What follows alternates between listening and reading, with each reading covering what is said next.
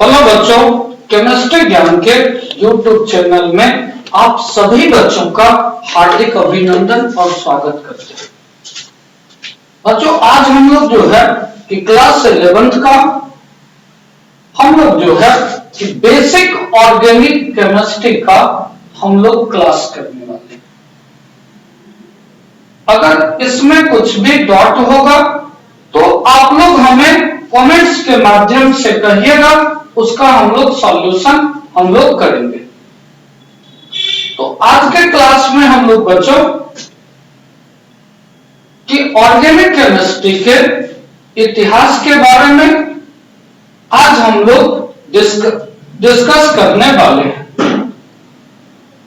तो चलिए आज हम लोग जो है कि देखते हैं कि ऑर्गेनिक केमिस्ट्री के बारे में आज हम लोग देखते हैं। तो हम लोग लिखते हैं, जहां लिखते हैं ऑर्गेनिक केमिस्ट्री।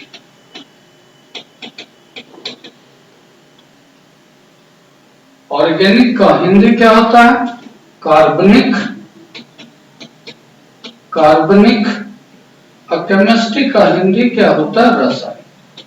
तो ऑर्गेनिक केमिस्ट्री का हिंदी क्या होता है? कार्बनिक रसायन। इसमें बच्चों सबसे पहले हम लोग डिस्कस करेंगे, इस वर्ड ऑर्गेनिक पर डिस्कस करेंगे। ये जो वर्ड जो है हम लोग ऑर्गेनिक पर डिस्कस करेंगे। तो हम लोग देखते हैं बच्चों, ये जो वर्ड जो ऑर्गेनिक है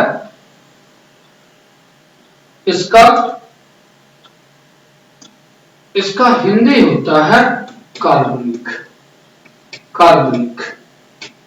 क्या होता है? कार्बनिक। इस कार्बनिक का जब हम लोग संधि विच्छेद करते हैं, इस कार्बनिक का जब हम लोग संधि विच्छेद करते हैं तो होता है क्या? कार्बन जोड़ इक। कार्बन जोड़ क्या? इक। इस इक का मतलब क्या होता है? एक। इस इक का मतलब क्या होता है? एक। कहता है एक कार्बन होगा। क्या कहता है? एक कार्बन होगा तभी ऑर्गेनिक कंपाउंड होगा, अदरवाइज ऑर्गेनिक कंपाउंड नहीं होगा। तो क्या आपसे पूछेगा, क्या H2SO4 ऑर्गेनिक कंपाउंड है? तो आपका जवाब आएगा कि नहीं है, क्योंकि इसमें कोई कार्बन मौजूद नहीं है। कहेगा क्या HNO3 ऑर्गेनिक कंपाउंड है? तो आपका जवाब आएगा कि ऑर्गेनिक कंपाउंड नहीं है, क्योंकि इसमें कार्बन मौजूद नहीं है। कहेगा क्या CH4 ऑर्गेनिक कंपाउंड है? तो कहिएगा जी ऑर्गेनिक कंपाउंड है, क्योंकि इसमें कार्बन मौजूद है। तो अब आपसे बच्चों एक क्वेश्चन अगर कोई दे दे या कोई एक क्वेश्चन पूछ दे कि what is the essential factor of a organic compound? Organic compound के लिए सबसे जरूरी चीज क्या होती है? तो at least have a one carbon, कम से कम एक कार्बन होगा तभी ऑर्गेनिक कंपाउंड होगा, अदरवाइज ऑर्गेनिक कंपाउंड नहीं होगा। इसीलिए ऑर्गेनिक, इसी के आधार पे जो है हम लोग क्या करते हैं, ऑर्गेनिक केमिस्ट्री का डेफिनेशन बनाते हैं। तो क्या डेफिनेशन बनाते हैं कि रसायन विज्ञान की वह शाखा, इसकी वह शाखा, रसायन विज्ञान की वह शाखा जिसमें कम से कम एक कार्बन मौजूद रहता है, जिसमें कम से कम एक कार्बन मौजूद रहता है, उसे हम लोग क्या कहते हैं? ऑर्गेनिक केमिस्ट्री कहते हैं। उसे हम ऑर्गेनिक कंपाउंड कहते हैं। उसे हम लोग क्या कहते हैं? ऑर्गेनिक कंपाउंड कहते हैं। और इसका अध्ययन जिस विज्ञान में करते हैं उसे हम लोग क्या कहते हैं, ऑर्गेनिक केमिस्ट्री कहते हैं। एक बार और रिपीट कर देते बच्चों, क्या है ऑर्गेनिक केमिस्ट्री का पहला डेफिनेशन, क्या है कि रसायन विज्ञान की वह शाखा, इसकी वह शाखा, रसायन विज्ञान की वह शाखा जिसमें कम से कम एक कार्बन मौजूद रहता है, उसे हम ऑर्गेनिक कंपाउंड कहते हैं। और इसका अध्ययन जिस विज्ञान में करते हैं उसे हम क्या कहते हैं, ऑर्गेनिक केमिस्ट्री। यहां हम लोग लिख देते हैं बच्चों, इंग्लिश में हम लोग डेफिनेशन लिख देते हैं कि इंग्लिश में हम लोग डेफिनेशन लिख देते हैं, क्या लिखते हैं कि the branch of chemistry, the branch of chemistry which have at least one carbon,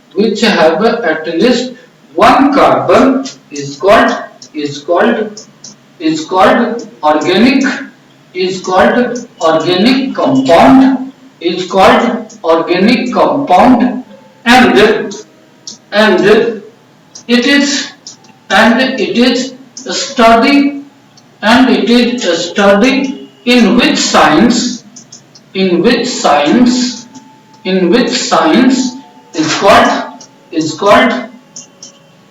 called organic chemistry, is called क्या, ऑर्गेनिक केमिस्ट्री। अब हम लोग बच्चों देखते हैं कि हमारा ओल्ड कॉन्सेप्ट है,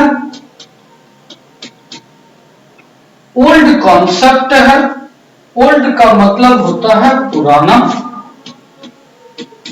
कॉन्सेप्ट का मतलब होता है कि विचारधारा।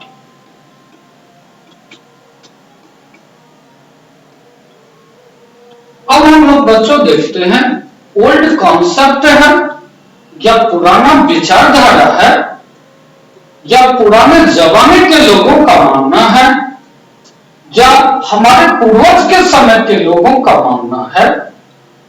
अब क्या मानना है कि ये जो वर्ड ऑर्गेनिक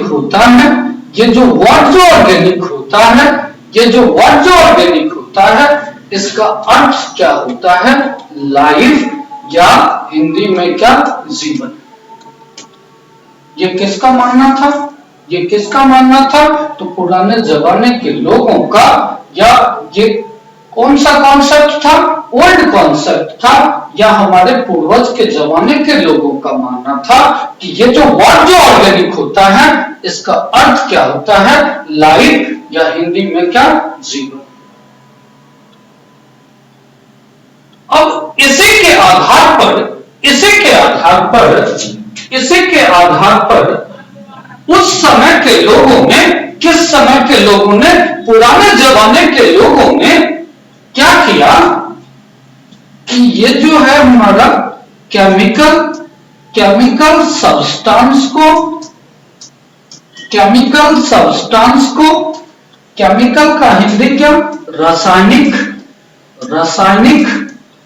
रासायनिक पदार्थ को, केमिकल का हिंदी क्या, रासायनिक, और सब्सटेंस का हिंदी क्या, पदार्थ को दो भागों में बांट दिया।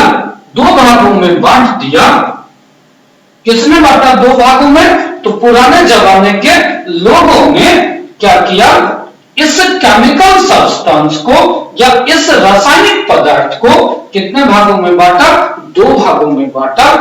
पहला जो है हमारा क्या है, लिविंग थिंग, और दूसरा हमारा क्या है, non living thing. Chemical substance को कितने भागों में बांटा, दो भागों में, पहला क्या, लिविंग थिंग और दूसरा क्या, नॉन लिविंग थिंग। बच्चों हम लोग जानते हैं लिविंग थिंग का हिंदी होता है सजीव वस्तु, सजीव वस्तु और नॉन लिविंग थिंग का अर्थ होता है निर्जीव वस्तु।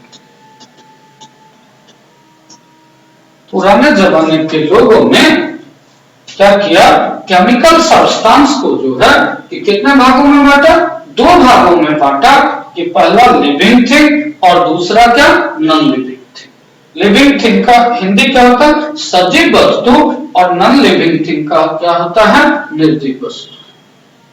और इसी के आधार पर उस समय के लोगों ने, किस समय के लोगों ने, पुराने जमाने के लोगों ने क्या किया,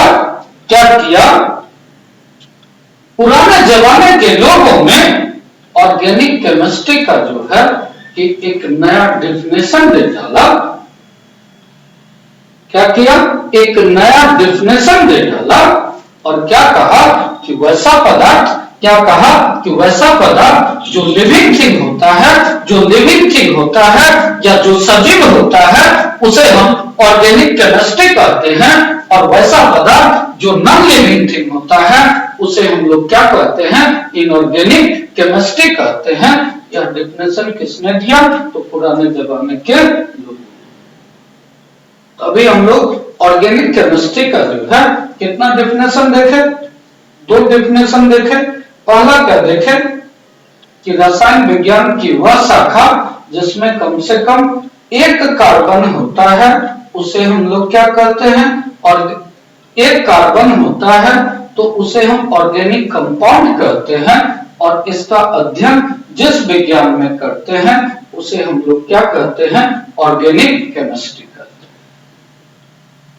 दूसरा बच्चों डेफिनेशन क्या आया हमारा, दूसरा हमारा डेफिनेशन क्या आया कि केमिकल सब्सटेंस को जो है कितने भागों में बांटे, दो भागों में, लिविंग थिंग और नॉन लिविंग थिंग। और इसके आधार पे जो है उस समय के लोगों ने ऑर्गेनिक केमिस्ट्री का क्या डेफिनेशन दिया, कहा क्या कि वैसा पदार्थ जो लिविंग थिंग होता है, जो सजीव होता है उसे हम ऑर्गेनिक केमिस्ट्री कहते हैं, और वैसा पदार्थ जो नॉन लिविंग थिंग होता है उसे हम लोग क्या कहते हैं, इनऑर्गेनिक केमिस्ट्री कहते हैं। क्या यहां तक में कोई दिक्कत बच्चों? चलिए हम लोग आगे देखते हैं कि क्या किया कि पुराने जमाने के लोगों ने केमिकल सब्सटेंस को कितने भागों में बांटा, दो भागों में। पहला क्या, लिविंग थिंग, और दूसरा क्या, नॉन लिविंग थिंग। और कहा जो लिविंग थिंग होता है या जो सजीव होता है उसे हम ऑर्गेनिक केमिस्ट्री कहते हैं, और जो नॉन लिविंग थिंग होता है उसे हम लोग क्या कहते हैं, इनऑर्गेनिक केमिस्ट्री कहते हैं। तो क्या हुआ कि chemical substance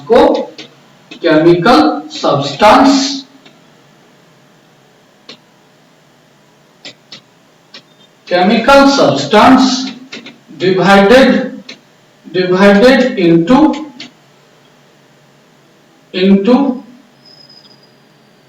two parts। Chemical substance divided into कितने पार्ट्स, टू पार्ट्स। और क्या कहा कि the substance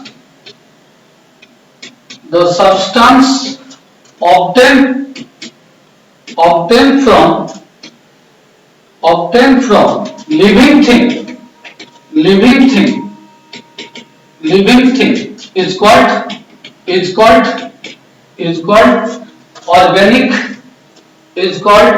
organic chemistry। is called क्या, ऑर्गेनिक केमिस्ट्री। कहा कि वैसा पदार्थ जो लिविंग थिंग होता है उसे हम लोग क्या कहते हैं, ऑर्गेनिक केमिस्ट्री कहते हैं। और दूसरा क्या बोला कि the substance obtained from non-living thing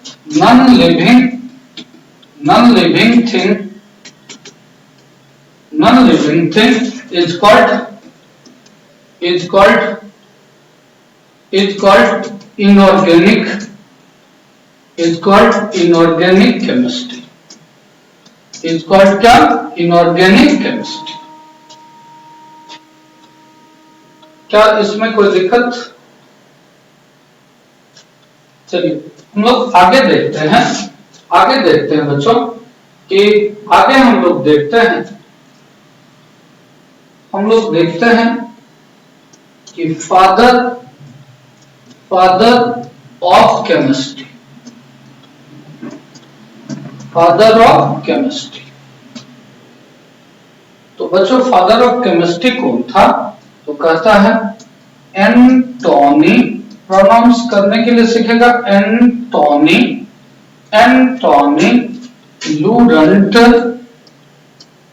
लूरंट Lavoisier.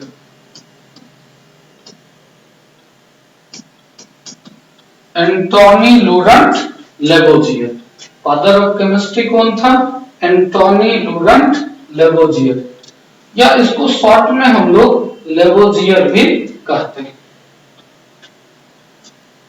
तो क्या था बच्चों कि ये जो लेबोजियर साहब थे, लेबोजियर साहब थे, इनका क्या मानना था? जितना भी ऑर्गेनिक कंपाउंड होता है, जितना भी ऑर्गेनिक कंपाउंड होता है, जितना भी क्या ऑर्गेनिक कंपाउंड होता है, या जितना भी कार्बनिक यौगिक होता है, वो मेड बाय, बना होता है किससे? तो दो चीज से। किससे बना होता है? दो चीज से, पहला कार्बन और दूसरा क्या? हाइड्रोजन। पहला कार्बन और दूसरा क्या? हाइड्रोजन। क्या था कि लेबोजियर का मानना था जितना भी ऑर्गेनिक कंपाउंड होता है, उसका निर्माण कार्बन तथा हाइड्रोजन से होता है, कार्बन तथा हाइड्रोजन से होता है, जिसे हम क्या करते हैं? हाइड्रोकार्बन कहते हैं, जिसे हम लोग क्या कहते हैं? हाइड्रोकार्बन कहते हैं। तो अब आपसे बच्चों को पूछेगा कि हाइड्रोकार्बन किसे कहते हैं? तो अब क्या बोलिएगा कि फादर ऑफ केमिस्ट्री लेबोजियर का मानना था, फादर ऑफ केमिस्ट्री लेबोजियर का मानना था कि जितना भी ऑर्गेनिक कंपाउंड होता है, उसका निर्माण कार्बन तथा हाइड्रोजन से होता है, जिसे हम हाइड्रोकार्बन कहते हैं। ये किसका मानना था? तो फादर ऑफ केमिस्ट्री लेबोजियर का। ये किसका मानना था? फादर ऑफ केमिस्ट्री किसका? लेबोजियर का। और इसी के आधार पे जो है कि लेबोजियर ने भी ऑर्गेनिक केमिस्ट्री का एक और डिफिनेशन दे डाला। अब क्या कहा कि ऑर्गेनिक केमिस्ट्री का क्या डिफिनेशन दिया? तो कहा कि हाइड्रोकार्बन तथा उसके डेरिवेटिव्स के बारे में क्या डिफिनेशन दिया? हाइड्रोकार्बन तथा उसके डेरिवेटिव्स के बारे में अध्ययन करना क्या कहलाता है? ऑर्गेनिक केमिस्ट्री कहलाता है। हाइड्रोकार्बन तथा उसके डेरिवेटिव्स के बारे में अध्ययन करना क्या कहलाता है? ऑर्गेनिक केमिस्ट्री कहलाता है। तो क्या ये डेफिनेशन लिख लेंगे? तो इसको हम लोग एग्जांपल के थ्रू समझते हैं। जैसे हम लोग लिखते हैं CH4, या लिखते हैं C2H6, या लिखते हैं PC4H10। इसको बच्चों हम लोग कहते हैं, इस सभी का निर्माण कार्बन तथा हाइड्रोजन से हुआ है, इसीलिए इसको हम लोग क्या कहते हैं? हाइड्रोकार्बन कहते हैं। क्या कहते हैं? हाइड्रोकार्बन कहते हैं। अब हम लोग देखते हैं यहाँ हम लोग और एक एग्जांपल लेते हैं CH3OH या लिखते हैं CH3COOH या लिखते हैं कि CH3CH। बच्चों ये जो हुआ हमारा, इसमें हमारा फंक्शनल ग्रुप क्या है? OH है। इसमें हमारा फंक्शनल ग्रुप क्या है? COOH है। इसमें हमारा फंक्शनल ग्रुप क्या है? CHO है। तो इसको हम लोग कहते हैं डेरिवेटिव्स। क्या कहते हैं? डेरिवेटिव्स। तो क्या ऑर्गेनिक केमिस्ट्री का डेफिनेशन दिया? हाइड्रोकार्बन तथा उसके डेरिवेटिव्स के बारे में अध्ययन करना क्या कहलाता है? ऑर्गेनिक केमिस्ट्री कहलाता है। ये बात किसने कहा? तो father of chemistry Lavoisier. Father of chemistry किसने? लेबोजियर। इसके बाद बच्चों एक साइंटिस्ट आया, उसका नाम था वर्जिलियस। उसका क्या नाम था? वर्जिलियस। क्या नाम था? वर्जिलियस। तो वर्जिलियस लेबोजियर से कहता है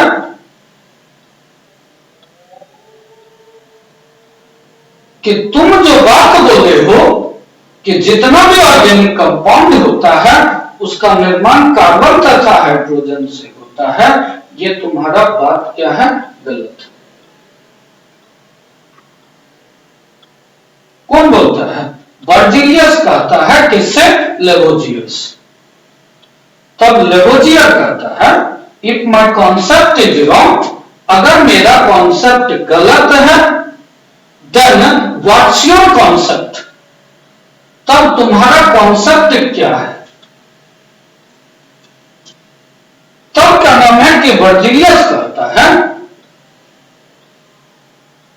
कि जितना भी ऑर्गेनिक कंपाउंड होता है उसका निर्माण पेड़ पौधे तथा जीव जंतु के द्वारा होता है, और इसका निर्माण जो है कि हम प्रयोगशाला में नहीं कर सकते।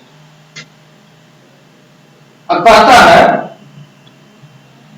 कि क्यों ऑर्गेनिक कंपाउंड का निर्माण जो है हम प्रयोगशाला में नहीं कर सकते हैं? तो इन्होंने भी क्या किया? उस ओल्ड कॉन्सेप्ट को फॉलो किया। ओल्ड कॉन्सेप्ट के अनुसार से ऑर्गेनिक का मतलब होता है लाइफ। तो इन्होंने कहा कि प्रयोगशाला में कोई लाइफ मौजूद नहीं रहता है, इसीलिए ऑर्गेनिक कंपाउंड का निर्माण जो है हम प्रयोगशाला में नहीं कर सकते हैं। यह किसका मानना था? वर्जिलियस का मानना था।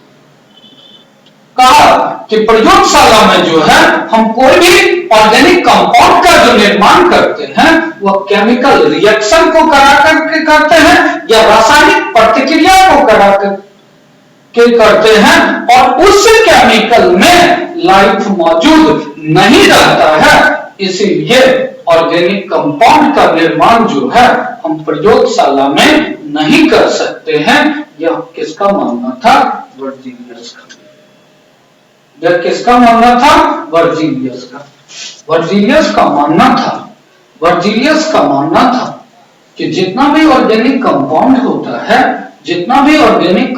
होता है उसका निर्माण पेड़ पौधे तथा जीव जंतु के द्वारा होता है, और इसका निर्माण हम प्रयोगशाला में नहीं कर सकते हैं, क्योंकि प्रयोगशाला में लाइफ या हिंदी में जीवन मौजूद नहीं रहता है, इसीलिए ऑर्गेनिक कंपाउंड का निर्माण जो है हम प्रयोगशाला में नहीं कर सकते हैं। यह किसका मानना था?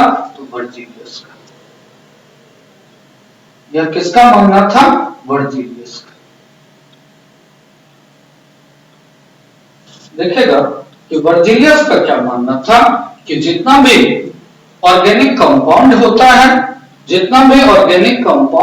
है उसका निर्माण पेड़ पौधे तथा जीव जंतु के द्वारा होता है। पेड़ पौधे तथा जीव जंतु के द्वारा होता है और इसका निर्माण हम प्रयोगशाला में नहीं कर सकते हैं। इसका निर्माण जो है हम प्रयोगशाला में नहीं कर सकते हैं, क्योंकि प्रयोगशाला में ऑर्गेनिक कंपाउंड के निर्माण के लिए वाइटल फोर्स या हिंदी में जैव शक्ति, वाइटल फोर्स या हिंदी में क्या जैव शक्ति या लाइफ फोर्स या क्या लाइफ फोर्स या हिंदी में क्या जीवन शक्ति या इनविजिबल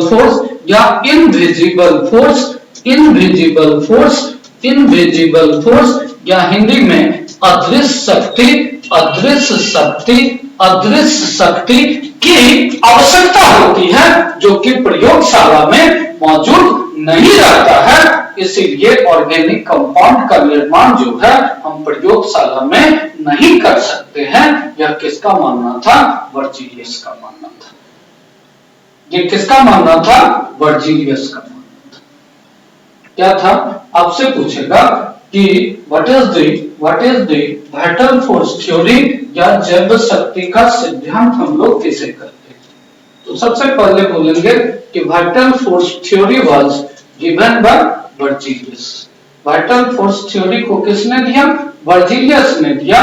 और वर्जीलियस के अनुसार से जितना भी ऑर्गेनिक कंपाउंड होता है उसका निर्माण पेड़ पौधे तथा जीव जंतु के द्वारा होता है और इसका निर्माण हम प्रयोगशाला में नहीं कर सकते हैं, क्योंकि प्रयोगशाला में वाइटल फोर्स या लाइफ फोर्स या इनविजिबल फोर्स की आवश्यकता होती है, जो कि प्रयोगशाला में मौजूद नहीं रहता है।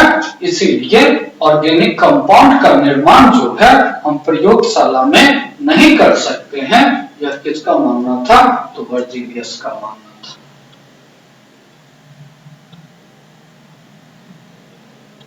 कुछ समय के बाद जो है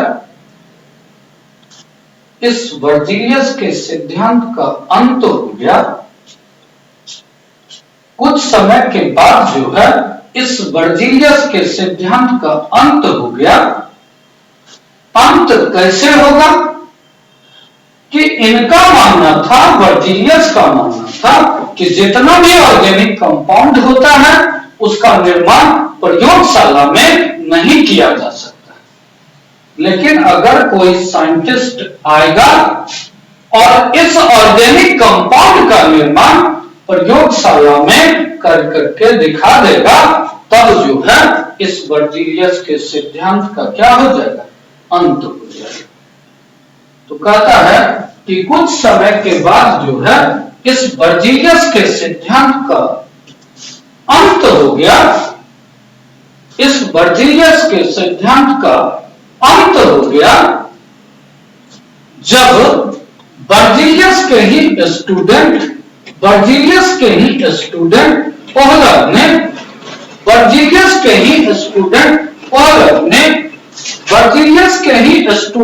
ओहलर ने प्रयोगशाला में अमोनियम साइनाइड को गर्म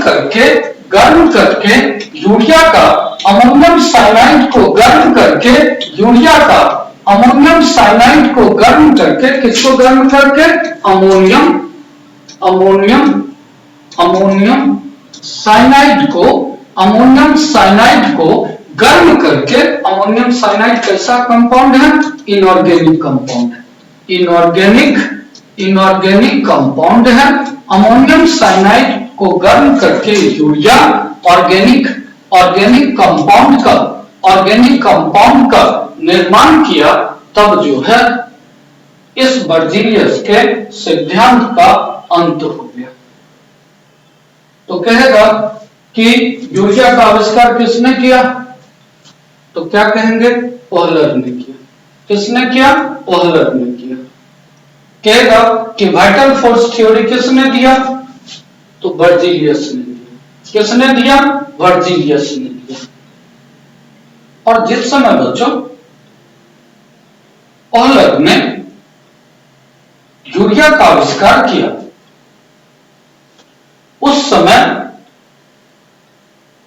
पूरे विश्व जो है एक बड़ी चुनौती से जूझ रही थी, और वो चुनौती थी क्या, खाने की चुनौती थी। क्योंकि पौराणिक समय में हम लोग क्या थे, आदि मानव थे और जंगलों में रहा करते थे। और जैसे जैसे हमारा सभ्यता का विकास हुआ या जैसे जैसे हमारे संस्कृति का विकास हुआ, तो हम लोग क्या किए, छोटा छोटा घर बना के रहना क्या किए, प्रारंभ कर दिए। अब जैसे जैसे छोटे छोटे घर बना के रहना प्रारंभ किए, तो पूरे विश्व की पॉपुलेशन दिन प्रतिदिन बढ़ते जा रही थी, और पूरे विश्व के जो है, पूरे विश्व की आबादी जो है एक बड़ी चुनौती से जूझ रही थी। और वो चुनौती क्या थी, खाने की चुनौती थी। क्योंकि जब हम लोग अनाज को जमीन पे बो देते थे, उसकी उपज इतनी नहीं होती थी जो सभी लोगों को खाना मिल सके। और ऐसा कहा जाता है कि उस समय जो है कि विश्व के लगभग 60 to 70% आबादी हर एक दिन भूखे सोती थी, क्योंकि उसके लिए खाने के लिए अनाज नहीं था। और इस बड़ी चुनौती से निजात दिलाने का काम किसने किया, ओहलर ने किया।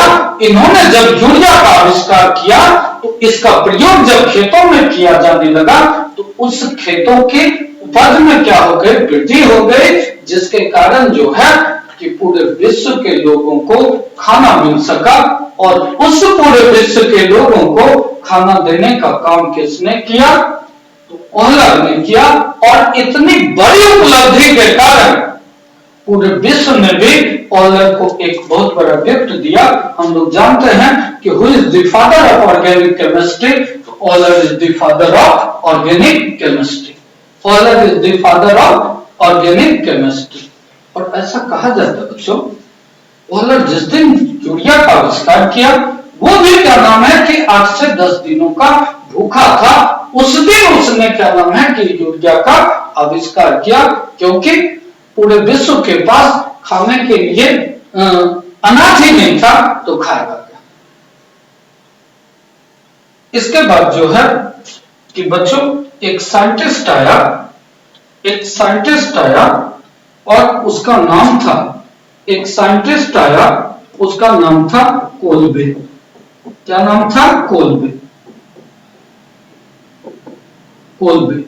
इन्होंने जो है कि प्रयोगशाला में जो है किसका आविष्कार किया, एसिटिक एसिड का आविष्कार किया।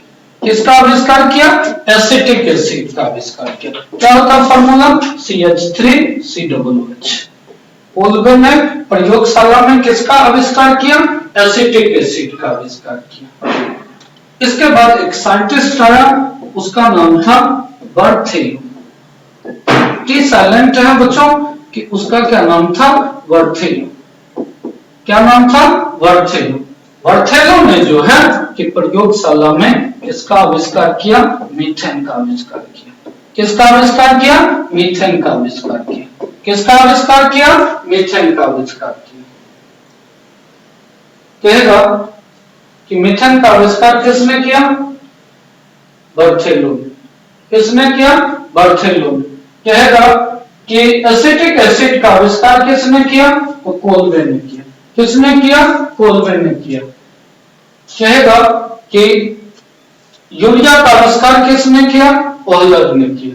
किसने किया, ओहलर ने किया। कहेगा कि वाइटल फोर्स थ्योरी को किसने दिया, तो बर्जीलियस ने दिया। किसने दिया, बर्जीलियस ने दिया। आपको कहेगा कि फादर ऑफ ऑर्गेनिक केमिस्ट्री कौन है, ओहलर है। फादर ऑफ ऑर्गेनिक केमिस्ट्री कौन है, ओहलर है। कहेगा केमिस्ट्री के क्षेत्र में पहला नोबेल प्राइज किसे मिला, वान टॉप को। किसको, वान टॉप को।